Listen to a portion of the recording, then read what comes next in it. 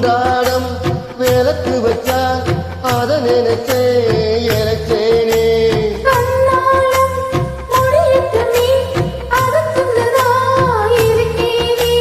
நாள் கிழமை ஒண்ணு பார்க்கணுமா, பூனை பால் இருக்கும் பாத்திரத்தை பார்த்து தின்ன விடுமா. கெடுக்குது வயசுதான் சொல்லி கொடுக்குது. கொண்ட ஜீவன்